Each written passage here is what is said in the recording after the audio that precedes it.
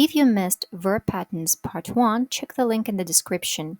And there is also a version with explanation in Spanish. Now, let's get started. So, a quick recap. Last time I asked which modal verbs don't use to. The answer is have to and ought to. Have a look at the examples. I have to leave early today. You ought to be more polite. Now, let's move to our tricky verbs. This is the list of the verbs we're going to cover in today's lesson. So, the first one is the verb remember. We remember visiting this museum. It's a memory of a past action, but we are not sure. It's like a feeling. Now, the second one. We remembered to visit this museum. It means we didn't forget to do it. We actually went to that museum. Now, I remember switching off the light. I have a memory of doing it. Again, it's in my mind. It's something that I believe I did, but I'm not quite sure. Or something makes me doubt about this. Next one. I remembered to switch off the light. This is a definite action. I didn't forget to do it, and I actually switched off the light. So if we summarize, we use the verb remember with a gerund when we are recalling a past action or an experience. And we use the verb remember with the construction to plus a verb when we are trying to ensure an action is done or not forgotten. Now, next verb is the verb stop. The meaning changes completely. Just have a look. The first sentence.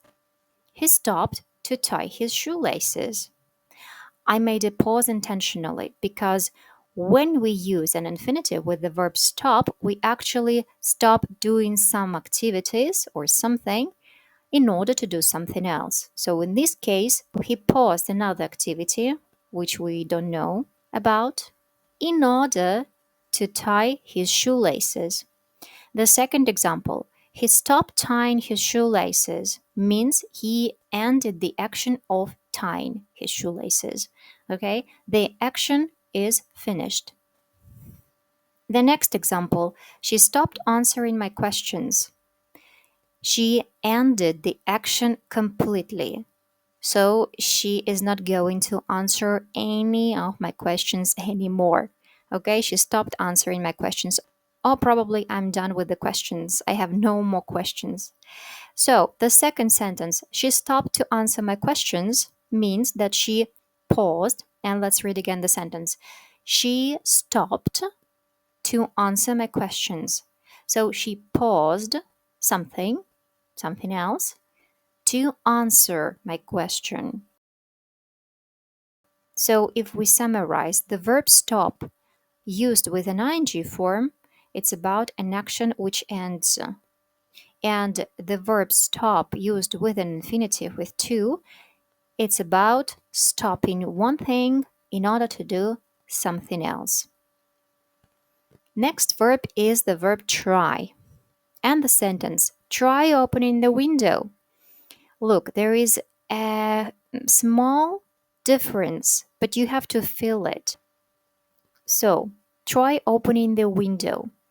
Actually, we are experimenting. It's an experiment to see if it works. Try opening the window. Probably it's too stuffy in the room and you just need some fresh air. So one of the things you can do is open the window or probably open the door. Now, the second one. I tried to open the window, but it was stuck. What does it mean? You made an effort, but it failed.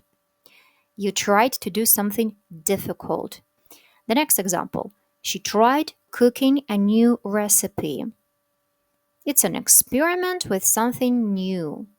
It's not something difficult, or we don't know whether it is difficult or not. It's just trying something new. And the second sentence, she tried to cook a new recipe. It feels as if she failed doing this because, as we know, when we try to do something, it's usually very difficult. And if there is nothing else after this sentence, so we can just guess that there was an effort with possible failure. We don't know the outcome. So when we try doing something, it's actually an experiment. It's an attempt to do something. Now, if you use try with to in the verb, it's about an effort and it's about something difficult. The verb go on. The verb go on has two meanings if you use it with one or another verb pattern. So have a look. After the break, she went on talking about the same topic. It means that she continued the same thing. She continued talking about the same topic. Now, if you say after the break, she went on to talk about a new topic, means that she moved on to something new. In this case, to a new topic. She stopped talking about something and she went on to talk about a new topic. Another example. He went on working in the same department. It means that he continued the same job. Now, he went on to work in another department means that he changed to a different job. He made a shift. He made a change in his life. So he went on means that he made a change. So again, we use ing when we talk about the same action, and we use the to infinitive when we talk about a change to a new action. Now the verb mean and the first example. Studying abroad means living independently. So here we talk about the meaning of an action, what it involves or what it results in. The second sentence, getting this job means moving to another city. Again, what does it involve? What does it result in? It results in moving to another city. So it's like a consequence. This has a consequence. Getting a new job has a consequence, which is moving to another city. So here we talk about results and consequences. And the next example is, I meant to call you yesterday. That was my intention in the past. Well, to be precise, yesterday. And the second sentence, I didn't mean to be rude. Again, that was not my intention. So here we speak about our intentions, not intentions, or our purposes. So if we summarize, we use an ing with the verb mean when we talk about results and consequences. And we use the structure, the verb mean plus to infinitive when we talk about intentions or purposes. The next verb is the verb need. I need to clean the house. I must do it. Okay, the house is dirty, so I have to clean the house. No problem with this. It's just a normal verb with the verb pattern to plus infinitive. He needs to repair his laptop. It's your personal obligation. It's what you have to do. You must repair, or you have to repair. You need to repair the laptop. The car needs repairing. Here we face the passive construction. It needs to be repaired. Or another sentence, the house needs cleaning. Again, it's a passive construction and it means that the house needs to be cleaned. So when we use the ing form, we talk about a passive meaning, and when we use to plus a verb, we talk about active obligations. Now the verb regret. Okay, the first one, I regret telling you the secret, means that I did it and I'm actually sorry about this. Why? Well, there can be plenty of reasons why I'm sorry about this now and why I regret doing this, or I regret having done this. Now, the second, she regretted leaving the party early, or she regretted having left the party early. This is about past action and that you are sorry about it. And the second meaning of the verb regret, or the second use of the verb regret, is when we use it with an infinitive. So, we regret to inform you that the flight is cancelled. It's a formal statement. It's just giving information, and this is widely used in formal contexts. So, we regret to inform you is quite widely spread. Now, the second one, I regret to say I can't help. It sounds polite and it sounds formal. Again, you inform about something. And if we summarize, regret, the verb regret is used with an ing when we regret about the past, having done something in the past. And we use the verb regret with to plus a verb when we talk in a formal context and we use a polite statement. The verb forget. We forgot visiting this museum. What does it mean? Well, it means that we don't remember the visit. We don't know whether it happened or not. We just forgot about it. She forgot buying the same present for me. She doesn't remember the past action of buying actually exactly the same present for me. But now she is giving me this present, but she doesn't remember buying the same one before. She forgot buying the same present. We forgot to visit this museum. It means that we didn't have time or we spent it on doing something different. So we didn't do the action. It means we didn't do the action. We didn't go to the museum. She forgot to bring the present. Oops. Okay, here a planned action is not done. She forgot to bring the present. She didn't bring the present, and so somebody was left without the present. Have you ever forgotten to bring the present?